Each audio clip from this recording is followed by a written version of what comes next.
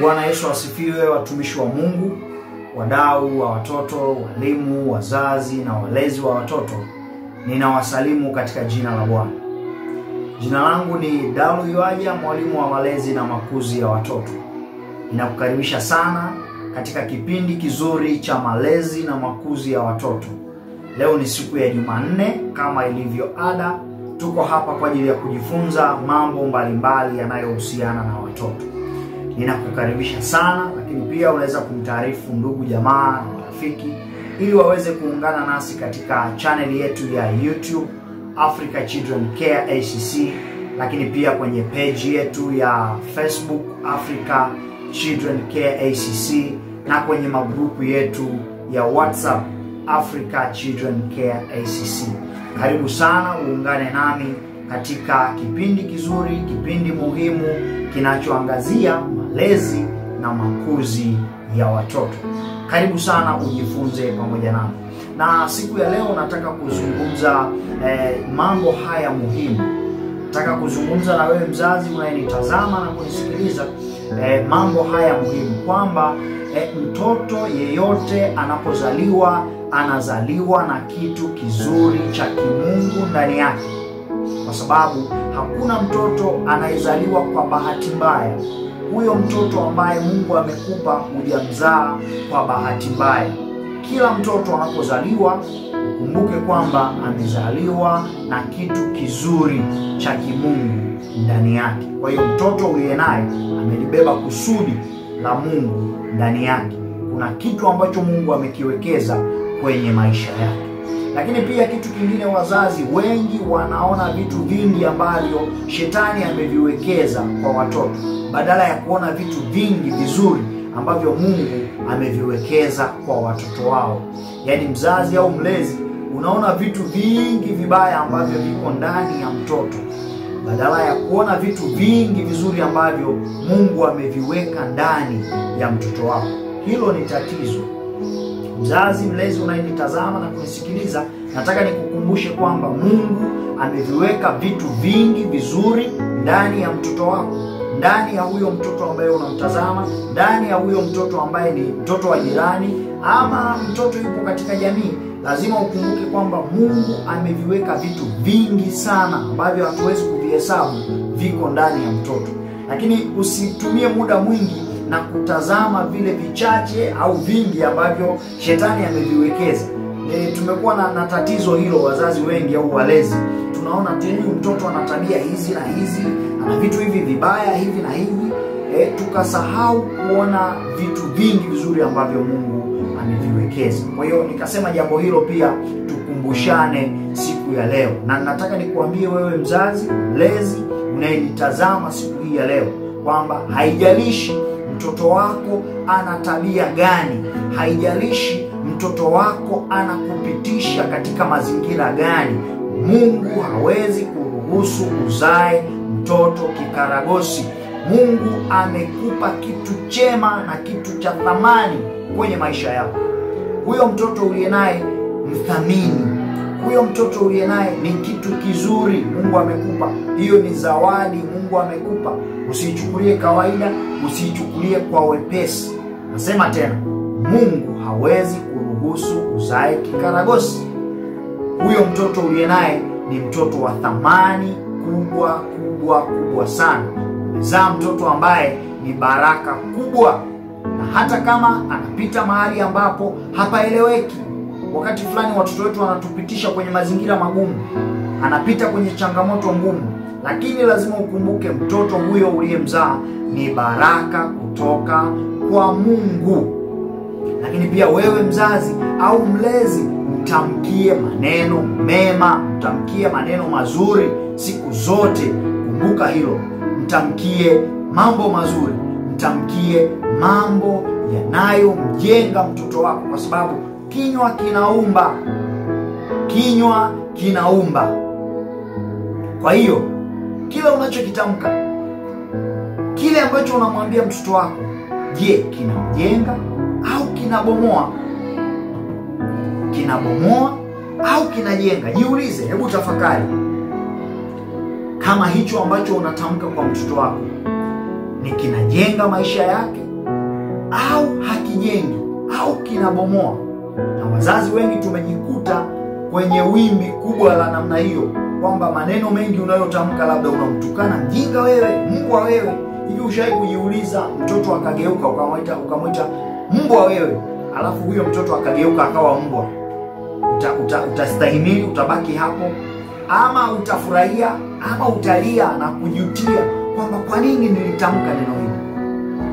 Kwa hiyo wazazi na walezi, mimi nawakumbusha siku ya leo kutamka maneno mazuri kwa mtoto wako, kwa sababu kinywa chako kinaumba. Lile unalolitamka kwa kinywa chako linatokea. Kwa hiyo jitahidi, kwa sababu wanasema kile kilichomjaa mtu ndicho kinamtoka. Kwa hiyo hakikisha kinywa chako, moyo wako umejawa na maneno mema, umejawa na mambo mazuri. Na hasa mimi nakutia moyo, kinywa chako kijae neno la Mungu. Unapotamka kwa mtoto wako, unatamka baraka. Naambia mtoto wangu, wewe ni mtumishi wa Mungu. Naambia mtoto wangu, wewe ni kiongozi bora. Wewe ni mtu mkubwa sana wa Mungu. Wewe ni mtumishi wa Mungu. Wewe utakuja kuwa daktari. Wewe utakuja kuwa mwanajeshi. Tulinde mwanangu katika nchi yetu. Kinywa kinaumba. Kwa hiyo ni jambo la msingi sana wazazi, katika kutamka tuwe makini sana. Lakini pia wazazi, na wakumbushe jambo moja, kwamba usimkatie tamaa mtoto wako.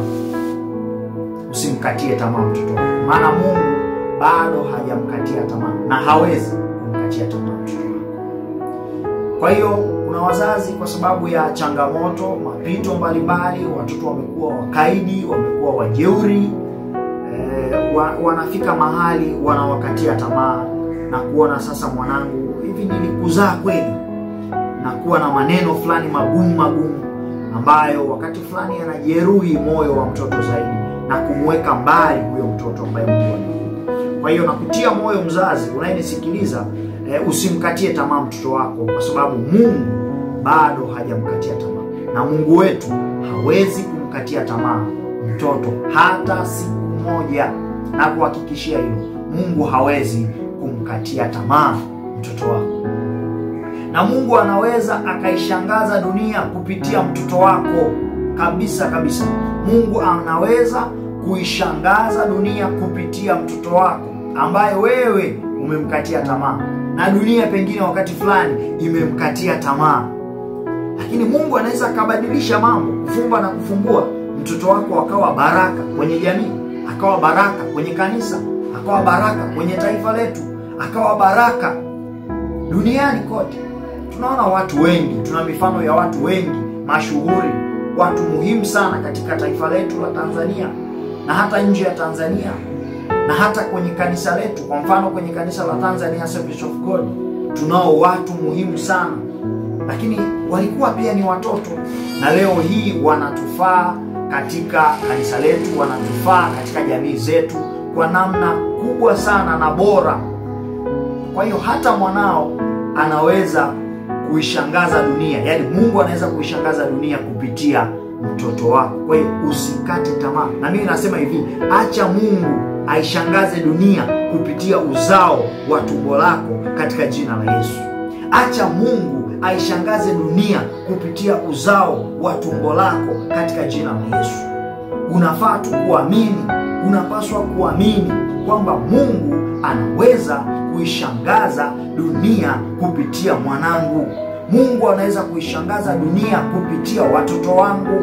Mungu anaweza kuishangaza dunia kupitia uzao wa tumbo langu. Hata kama kwa sasa unaona watoto hawaeleweki, hata kama kwa sasa unaona watoto kuna namna fulani hivi, kweli inawezekana Mungu akawatumia hawa watoto, na kuambia katika jina la Yesu, inawezekana Mungu akaishangaza dunia kupitia uzao wa tumbo lako. Kinachotakiwa ni wewe mzazi kuamini na kukiri ushindi na kuendelea kumtamkia mtoto baraka, kuendelea kumtamkia mtoto ushindi, kuendelea kumtamkia mtoto kwamba wewe ni mtumishi wa Mungu, wewe Mungu amekuleta hapa duniani kwa makusudi. Naamini kabisa Mungu atafanya katika jina la Yesu. Kwa hiyo mzazi, usimkatie mtoto tamaa, maana Mungu anaweza kumshangaza, anaweza kushangaza ulimwengu kupitia uzao wa tumbo lako. Amini tu na inawezekana. Na hii ni dua yangu kwamba kama mtoto wako alikataliwa au alitamkiwa maneno mabaya, au wewe mzazi kwa namna moja ama nyingine ulimtamkia maneno mabaya huyo mtoto wako, siku ya leo tunayafuta kwa jina la Yesu Kristo. Lakini pia Mungu aliye hai, Mungu wetu mwenye uweza, anaweza kurekebisha na kugeuza yale mabaya yote ambayo uliyatamka kwa mtoto wako. Naamini wako wazazi wengi ambao wamewakatia tamaa watoto wao, lakini Mungu yuko siku ya leo kukutia moyo. Mungu yuko siku ya leo ili kuleta badiliko kwenye uzao wako. Amini tu, inawezekana. Watoto ambao Mungu amekupa watakuwa baraka kwako na kwa jamii na mahali pote watakapokanyaga, na wala hawatakuwa chini bali watakuwa juu siku zote za maisha yao. Kila mahali ambapo watakwenda, Mungu atawapa kibali. Yale mabaya yote Mungu atayageuza na kuwa mema. Wewe mzazi, kinywa chako kinaweza kugeuza historia ya maisha ya mtoto wako, historia ya maisha ya watoto wako. Hii ni dua yangu kwamba Mungu akumbuke uzao wa tumbo lako. Hii ni dua yangu wale ambao hawana watoto na wapo kwenye ndoa, Mungu awape watoto katika jina la Yesu. Haijalishi, kuna mwanamke mmoja alikuwa anaitwa Hana kwenye Biblia. Aliweka nadhiri mbele za Mungu, akamwambia Mungu, ukinipa mtoto wa kiume nitakupa wewe akutumikie siku zote za maisha yake. Na tunaona kabisa Mungu alitenda lile jambo, akampa mtoto wa kiume anaitwa Samueli. Na huyu mama anaitwa Hana alipopata huyu mtoto, mara tu baada ya kuachishwa kunyonya, akampeleka hekaluni, akakutana na kuhani Eli, na yule mtoto akamtumikia Mungu siku zote za maisha yake. Inawezekana, haijalishi swala la umri. Mungu tuliye naye anaweza kutenda, Mungu tuliye naye anaweza kufanya. Kama hauna mtoto, amini leo katika jina la Yesu, Mungu atakupa mtoto. Na kuna wengine ambao wanatarajia kuingia kwenye mahusiano, kuanzisha safari, waingie kwenye ndoa. Mungu atawapa watoto wa kike na wa kiume, ninaamini katika jina la Yesu. Na mimi hapa nataka kufanya maombi kwa ajili ya wazazi, kwa ajili ya walezi ambao wako na watoto wanapitia kwenye changamoto mbalimbali, watoto wanapitia kwenye misukosuko mbalimbali, watoto wamekuwa jeuri, watoto hawakai nyumbani, watoto wameacha shule, watoto wamekuwa wakorofi mpaka umewakatia tamaa. Nataka kufanya maombi ili Mungu tunayemwamini, Mungu aweze kutenda jambo jipya kwa hao watoto ulionao. Na wale ambao pia hawana watoto, nitafanya maombi, Mungu atawapa watoto kuanzia sasa. Amini, Mungu atatenda katika jina la Yesu. Lakini pia watoto katika jamii zetu, watoto wanaotuzunguka katika maeneo mbalimbali tunaoishi nao, sisi kama wazazi, sisi kama walezi, sisi kama wadau wa watoto, sisi kama kanisa, tuwe baraka kwa hao watoto wanaotuzunguka katika jina la Yesu. Acha nikuombee na Mungu atafanya kwa utukufu wake katika jina la Yesu. Baba Mungu wa mbinguni, katika jina la Yesu Kristo, wewe ni Mungu, tunakuamini. Wewe ni Mungu baba yetu, wewe ni Mungu tumaini letu, wewe ni Mungu msaada wetu, na kimbilio letu ni wewe siku zote za maisha yetu. Twende kwa nani Bwana? Tukimbilie kwa nani Bwana? Mungu mwenye uweza, tunapoinua macho yetu na kutazama magumu na kutazama mapito, Bwana, tunatamani tukuone wewe. Macho yetu ya kutazame wewe, macho yetu ya kuelekee wewe, macho yetu ya kutazame wewe uliye msaada wetu, wewe uliye kimbilio letu. Wakati wengine wanategemea waganga, sisi tutakutegemea Mungu wa mbinguni. Baba Mungu mtakatifu, ninaomba kwa ajili ya mama huyu, ninaomba kwa ajili ya baba huyu, ninaomba kwa ajili ya wazazi hawa ambao Bwana Mungu mwenye uweza, watoto wao wamekuwa kwa namna moja ama nyingine wakaidi, watoto wao wamekuwa jeuri, watoto wao wamekatiwa tamaa na wazazi wao. Mungu ninaomba ukawasaidie, Mungu ninaomba ukawawezeshe, Mungu ninaomba ukawawezeshe. Mungu ninaomba ukawasaidie watoto wao wakawe baraka, watoto wao wakawe msaada, watoto wao wakarejea majumbani mwao, watoto wao wakarudi nyumbani mwao katika jina la Yesu. Watoto wao wamekaa nje kwa muda mrefu, watoto wao wamepotea mbele ya macho yao kwa muda mrefu, lakini Bwana unakwenda kutenda, unakwenda kuwarejesha nyumbani katika jina la Yesu. Wale waliokatiwa tamaa na wazazi wao, kwa jina la Yesu, mahali popote walipo, tunawarejesha kwa wazazi wao, tunawarejesha kwa walezi wao kwa jina la Yesu, kwa jina la Yesu. Wazazi hawa ninawakabidhi mikononi mwako. Bwana uwasaidie, Bwana uwawezeshe, Bwana uwasaidie katika malezi, kwa jina la Yesu. Wasaidie Bwana, wasaidie Bwana, wape hekima katika kuwalea watoto wao, wape hekima katika kuwasaidia watoto wao kukua katika kuwapendeza wanadamu, katika kuwapendeza wanadamu na wewe Mungu pia, katika jina la Yesu Kristo. Bwana ninaomba hata kwa ajili ya ndugu huyu ambaye ananitazama wakati huu, Mungu wa uweza, yupo kwenye ndoa kwa muda mrefu lakini bado hajapata mtoto. Bwana kutana na hitaji lake, Bwana kutana na hitaji lake kwa jina la Yesu. Bwana mpe watoto, Bwana mpe watoto kama ulivyotenda kwa Hana. Bwana unaweza kutenda hata kwenye maisha ya ndugu huyu. Bwana unaweza kutenda hata kwa mama huyu. Bwana unaweza kutenda hata kwa baba huyu. Mpe watoto Bwana, mpe uzao Bwana, mpe uzao Bwana kwa jina la Yesu. Ninamkemea shetani aliyefunga uzao wa tumbo lake katika jina la Yesu. Ninamharibu kwa mamlaka ya jina la Yesu. Kuanzia sasa ninafungua tumbo lake kwa jina la Yesu. Ninafungua kwa jina la Yesu. Bwana ukatende kwenye maisha yake, Bwana ukatende kwenye maisha yake. Mungu wa uweza, Mungu mwenye mamlaka, ninakushukuru maana wewe utafanya, maana wewe utatenda kwa utukufu wa jina lako. Na kutamkia baraka za Bwana. Pokea katika jina la Yesu. Pokea watoto katika jina la Yesu. Pokea kwa jina la Yesu. Pokea kwa jina la Yesu. Pokea kwa jina la Yesu. Mungu akukumbuke, Mungu akukumbuke, Mungu akukumbuke katika jina la Yesu, katika jina la Yesu. Neema ya Bwana ikawafunike wazazi, neema ya Bwana ikawafunike walezi wa watoto, neema ya Bwana ikawafunike watoto wetu katika jina la Yesu. Ninaomba Bwana kwa ajili ya watoto wetu kila mahali, hapa nchini Tanzania, hapa barani Afrika na duniani kote. Bwana kumbuka watoto wetu, Bwana kumbuka watoto wetu katika jina la Yesu. Neema yako ikawafunike, neema yako ikawatamie katika jina la Yesu. Watoto uliotupa Bwana, tunaamini ni baraka, tunaamini ni zawadi, tunaipokea kwa jina la Yesu Kristo. Mungu ninakushukuru maana wewe ni Bwana unayetenda kwa ukubwa kuliko tulivyoomba, unatenda kwa ukubwa kuliko tunavyowaza. Tunapokea baraka zetu katika jina la Yesu, tunapokea katika jina la Yesu, tunapokea katika jina la Yesu. Bwana tunakushukuru kwa uaminifu wako. Nimeomba haya katika jina la Mungu Baba, Mungu Mwana, Mungu Roho Mtakatifu. Amen.